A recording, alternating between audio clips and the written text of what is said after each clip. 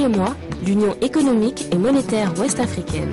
L'UEMOA, 8 pays, un destin commun, un espace économique harmonisé, ouvert et concurrentiel. L'UEMOA, votre guide au cœur de l'Afrique, des grands événements et des grandes mutations sur Africable.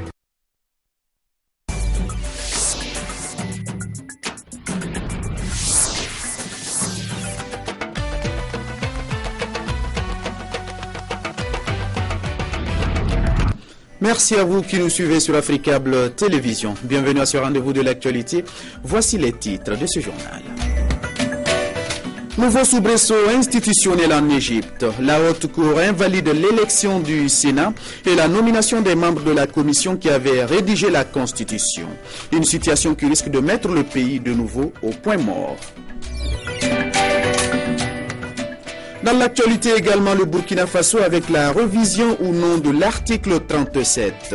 Le mouvement populaire des jeunes appelle à un référendum et compte lancer une pétition sur la question. Et puis la capitale béninoise qui se noie sous les eaux par ces temps de pluie. Les eaux stagnantes ont atteint un niveau record et la peine des populations s'accroît de jour en jour. Le constat dans ce journal. Merci de votre fidélité et bienvenue sur la première chaîne panafricaine. En ouverture de ce journal, l'Égypte. La justice égyptienne s'est prononcée aujourd'hui. Elle juge invalide le Sénat, tout comme la commission constituante. Plusieurs plaintes avaient été déposées contre cette commission dominée par les islamistes. Une situation qui risque de mettre le pays de nouveau au point mort. Sous haute sécurité, la plus haute cour d'Égypte enfonce à nouveau le clou. Un an après avoir invalidé l'élection du Parlement en juin 2012, ce sont les sénateurs qui sont cette fois désavoués.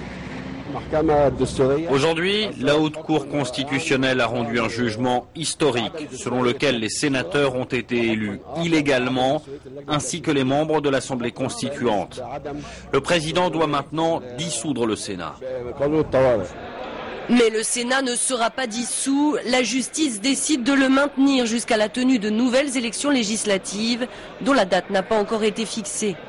Invalidé également le comité qui a rédigé la constitution adoptée en décembre, une constitution controversée votée par à peine 35% des électeurs. La Cour constitutionnelle a dit que les règles pour la sélection des membres du comité constitutionnel sont invalides. Ce qui veut dire que tout ce qui ressort de ce comité est invalide, donc la constitution écrite le 25 décembre est invalide. Un Sénat invalide, une Assemblée qui l'est déjà depuis un an et une constitution qui le sera peut-être bientôt. Dans l'attente de nouvelles élections, l'Égypte est à nouveau au point mort et le risque d'instabilité au plus fort. Le Niger maintenant, suite à l'attaque de la prison centrale de Niamey, une attaque menée depuis cette maison d'arrêt sans aucune aide extérieure selon les autorités. Bilan 2 morts, 3 blessés. Je vous propose à présent d'écouter le procureur de la République du Niger à ce sujet. Cet après-midi, entre 15h et 15h30, 3 détenus été inculpé d'association des malfaiteurs en relation avec une entreprise terroriste. Donc, écroués à la prison civile de Niamey, ont tenté une évasion massive. Ils ont agressé les gardes. Les gardes ont riposté. De cette situation-là, le bilan primaire fait état de 2 gardes qui ont été tués. Vous donnez leur identité. Nous avons Isaka Aliwata. Nous avons Yassine Abdou. Nous dénombrons également 3 blessés parmi les gardes. Donc, nous avons Nuhu Mani, Ahmad Haruna et Lawali Oumar. Toujours à propos de cette attaque, selon le gouvernement nigérien, 20 islamistes se sont échappés. Sur un tout autre registre, l'organisation patronale des syndicats des transporteurs du Cameroun s'implique dans la réflexion sur la sécurité routière aux côtés des pouvoirs publics. L'initiative vise à réduire le nombre de morts de camionneurs sur les routes et de mieux cerner les spécificités liées aux activités des transports terrestres. Les tracasseries généralement enregistrées par les camionneurs du réseau routier camerounais sont appelées à s'extomper. C'est du moins le souhait des membres de l'organisation patronale des syndicats de transporteurs et auxiliaires du Cameroun qui s'appuient sur l'expertise technologique italienne. Aujourd'hui au Cameroun, il y a 1200 morts chaque année. Et nous estimons que ce séminaire vient à point nommé parce que nous devons diminuer les morts par tous les moyens sur une route. Et nous, dans ce processus, nous voulons accompagner déjà la gendarmerie qui a commencé à sévir. Nous avons décidé d'accompagner le gouvernement dans les grandes réalisations. Et dans ces grandes réalisations, vous avez vu vous-même que les Camerounais ont besoin de sortir de l'obscurantisme. Parce qu'aujourd'hui, la vie coûte cher dans les marchés parce que, justement, les gens utilisent des méthodes pour frauder. À travers ce séminaire, il s'agit de mettre en place une configuration scientifique permettant de prendre en compte les spécificités endogènes et exogènes liées aux activités des transports terrestres par bus, citernes, autocars pour un suivi en temps réel des marchandises. Les GPS qu'on présente, ce n'est pas vraiment uniquement les suivis dans un moment. C'est toutes les données qu'on a récoltées précédemment qui nous permet de faire des analyses beaucoup plus efficaces. L'utilisation de certains éléments technologiques tels que les capteurs analogiques, la radiofréquence d'identification ou tout simplement une caméra embarquée permettra sans doute de contrôler la nature des produits, l'itinéraire et enfin la destination. Je l'annonçais en titre, révision ou non de l'article 37 de la Constitution burkinabé, le mouvement populaire des jeunes appelle au référendum. Le MJP compte lancer une pétition en vue de rallier les avis sur la question. Jonas Paré et Joseph Bazier, nos correspondants permanents au Burkina Faso. Modification ou non de l'article 37 de la Constitution burkinabé, le mouvement populaire des jeunes tient à son référendum. Après avoir parcouru 6 des 13 régions du Burkina Faso pour s'expliquer, il veut passer à la vitesse supérieure, c'est-à-dire lancer une pétition. Si vous ne vous êtes pas entendu sur la question, faisons recours au peuple. Et par conséquent, nous avons regardé de toutes les formes. Il n'y a que le référendum qui est la meilleure voie. Nous avons décidé, en vertu des dispositions de l'article 161 de la Constitution, pour demander au moins une signature. L'actualité politique burkinabé, c'est la création du Sénat, deuxième chambre du Parlement, dont l'effectivité pourrait favoriser toute modification constitutionnelle sans passer par un référendum. Le MPJ n'ignore pas cette réalité. Notre position, ce n'est pas le oui ou le non.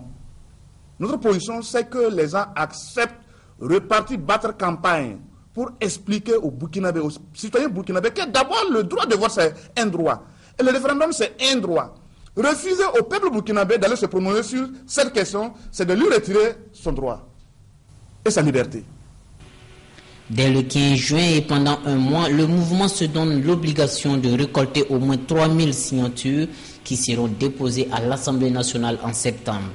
L'article 37 en rappel fixe et limite les mandats présidentiels et conformément à cet article en l'état, le président Compaoré est dans l'exercice de son tout dernier mandat jusqu'en 2015. À présent, l'actualité en bref et en images, une compilation signée Khadija Kité.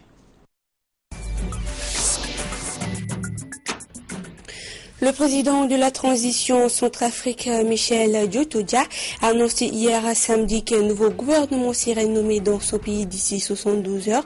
Michel Djotodia, chef de la rébellion Selika, qui a renversé fin mars le président François Bozizé, s'est exprimé après un long entretien avec son homologue congolais Denis Sassou Nguesso, médiateur de la crise en Centrafrique. Aucune date n'est encore fixée pour les prochaines législatives togolaises prévues en octobre dernier, mais plusieurs fois reportées. En revanche, le dépôt des candidatures devra se faire cette semaine, annoncé vendredi la Commission électorale nationale indépendante. Une annonce faite alors que l'opposition réclame un dialogue pour organiser l'élection. L'Éthiopie a officiellement procédé mardi à la déviation du Nil bleu pour lancer la construction du barrage de la Renaissance, un projet gigantesque qui a provoqué des remous diplomatiques, surtout en Égypte où l'on crée d'autant plus l'édification de ce barrage que 86% des eaux du Nil égyptien proviennent d'Éthiopie. Le Japon a annoncé dimanche une aide de 750 millions d'euros en 5 ans pour stabiliser la région du Sahel. L'objectif est de rassurer des entreprises nippones tentées par le marché africain, mais inquiètes depuis une sanglante prise d'otages dans le sud algérien. Ce soutien financier entre dans le cadre d'un paquet de 10,6 milliards d'euros d'aide publique au développement sur 5 ans pour le continent. Parlons à présent d'une initiative très originale pour faire connaître le patrimoine culinaire marocain dénommé Marak Chef. Le premier trophée marocain met au défi de grands chefs étoilés de la gastronomie française dans la réalisation de recettes originales de 4 ingrédients emblématiques de la gastronomie marocaine. Choumicha, l'icône de la cuisine marocaine, fait partie du jury féminin de Marak Chef. Elle doit départager les candidats à ce premier trophée tenu d'utiliser des produits typiquement marocains dans la préparation de leurs mets. Les ingrédients sont du citron confit, l'huile d'argan, des feuilles de pastilla et de l'eau de fleurs d'oranger pour la préparation du dessert et du plat. C'est un trophée qui est destiné à promouvoir la gastronomie marocaine, tout d'abord à destination des médias et du public français, et puis aussi pour permettre aux Marocains eux-mêmes de découvrir ou redécouvrir certains aspects de leur gastronomie. 5 grands chefs de France participent à ce concours. Eux aussi doivent réaliser 2 recettes originales selon une thématique marocaine.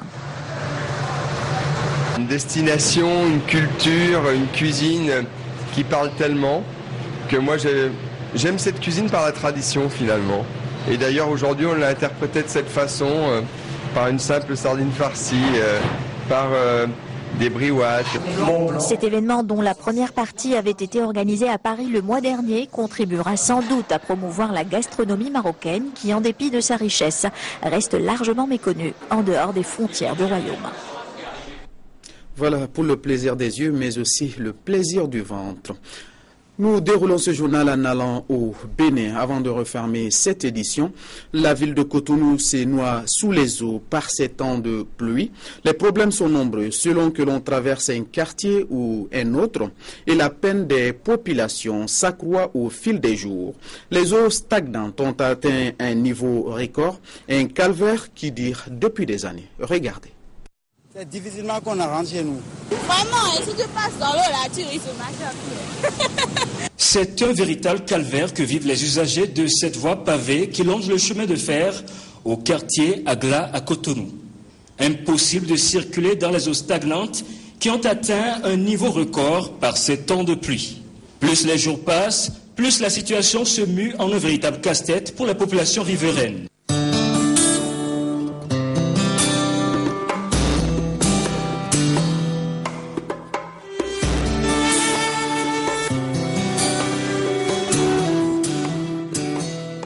Pour se frayer un passage, les conducteurs de motos à 2 roues prennent d'assaut les rails avec tous les risques que cela comporte.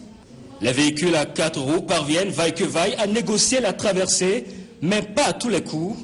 Les moins endurants se noient dans les eaux stagnantes et dans ce spectacle désolant, quelques gamins proposent leur service et poussent hors de l'eau les véhicules naufragés. Quelques voix s'élèvent face à l'indifférence des autorités à divers niveaux. Ils ont dit c'est ou bien c'est ça ne marche pas. Faut voir, regardez.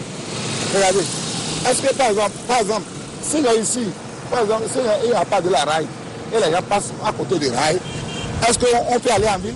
On ne peut pas aller en ville. Et parfois, il y a des braquages ici. Quand tu quittes chez toi, tu quittes le service, à 3 h du matin, arrivé au niveau de l'eau là, les gens te poursuivent de la ville. Vous comprenez? Et quand arrivé ici pour faire pour s'arrêter, ils vont t'arracher ta moto. Qui vient en aide aux populations, elles sont beaucoup. Vous voyez cette clôture là. Moi je me suis demandé, quand la personne voulait faire cette clôture, est-ce que l'État ne pouvait pas peut-être trouver une entente avec lui pour qu'on puisse vraiment drainer l'eau, trouver d'abord. Vraiment, il fallait trouver un moyen avec le monsieur pour arrêter ça, parce que non seulement ça là maintenant, ça empêche les gens de circuler. Et tous les jours on se demande à quand la fin.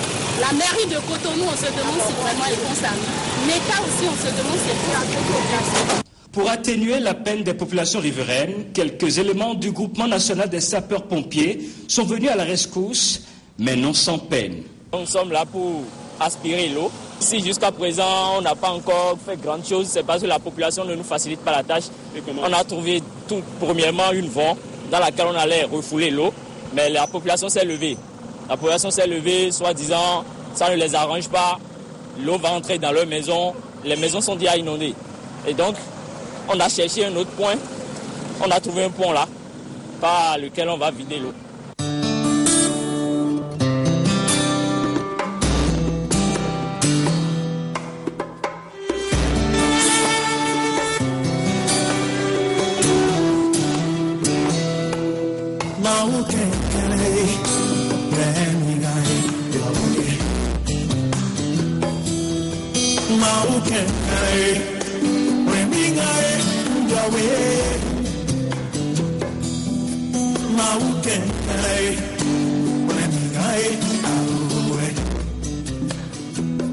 Une pompe pour aspirer les eaux qui stagnent depuis plusieurs semaines déjà sur cette voie très empruntée par les usagers de l'axe Agar-Razuto. C'est peut-être un début de solution pour sortir les administrés de cet arrondissement de la ville de Cotonou du péril diluvien.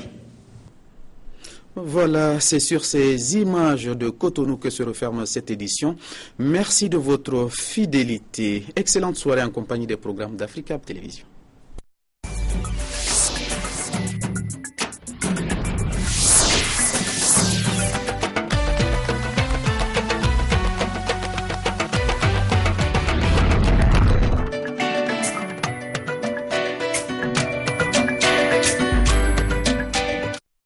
L'UEMOA, l'Union économique et monétaire ouest-africaine. L'UEMOA, 8 pays, un destin commun, un espace économique harmonisé, ouvert et concurrentiel. L'UEMOA, votre guide au cœur de l'Afrique, des grands événements et des grandes mutations sur